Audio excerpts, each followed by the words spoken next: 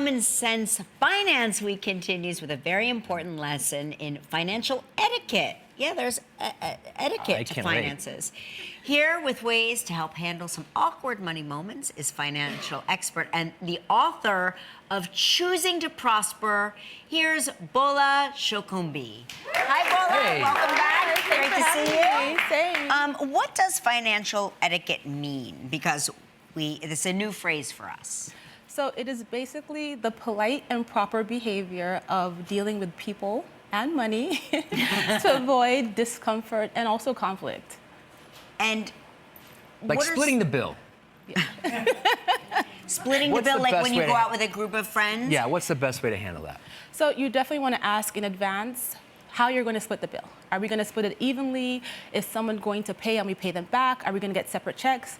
And then also for the sake of your budget, you want to do some research to understand how much where you're going is going to cost you. So a restaurant, happy hour, so there are no surprises. And then if you are the one that's paying for everyone and they need to give you your money back, then you politely remind them how to send it to you and to send it to you before they leave. And you can recommend Zelle, Cash App, Venmo, but get your money. I think the newer generation is so accustomed to doing this because I always see people for dinner, you know, $5 here, $17.50 here. Yeah, they Venmo each other. That's the norm. Yeah. It's the norm. And what about a husband and wife splitting the bill? So this is before you move in together. I hope you've had the conversation. How many bills? How many dinner bills have I allowed you to pay for in 26 years? He's never allowed me to pick up a dinner bill ever. Even when we were dating. That's nice. Yeah. Right? So, I mean, it's a rare thing, I think. Yeah. I think it's kind of rare. But this is more like you're talking about young couples moving in together or two roommates dividing up the household bills, right? Yes. So before you move in, you need to have this conversation. How are we going to pay the bills? Who's going to be responsible for what bills? Are we splitting bills 50-50 or based on a proportion of our incomes? How are we going to save for long-term goals? Are we doing joint or separate accounts? The key to financial etiquette in a relationship is really coming up with an approach that works best for both of you, that minimizes conflict and avoids resentment. So money causes lots of issues, so you want to make sure that you talk about it. Speaking of which, best way to deal when friends or family members ask you for money? So this is a tricky one, and there's that saying, if you cannot afford to lose it, don't lend it. So I would say consider it a gift. This way, if they don't pay you back, there's no hard feelings, you're not angry.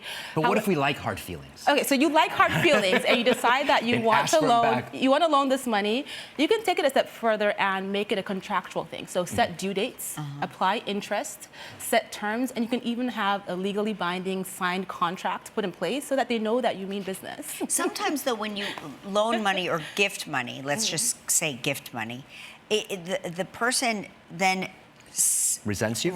Like stops speaking to you in some way. How do you prepare for that? I think it's that mindset of, I've given you a gift, so if you don't want to talk to me, then this problem is beyond the money, right? Don't no hard feelings here. But if you expect the money back from them and you're asking them, there might be that resentment. So I would say, don't do it.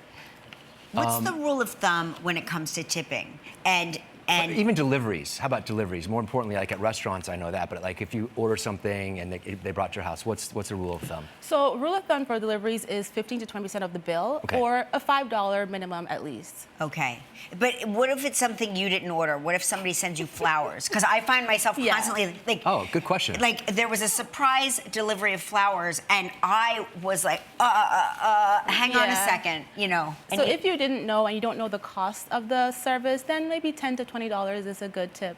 Got it. Great. Got it. Okay.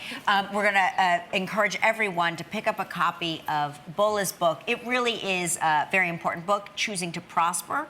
You can go to our website, kellyandryan.com, for all of today's tips and more. Bola, thank you for being here. Thanks for having me. Always so knowledgeable.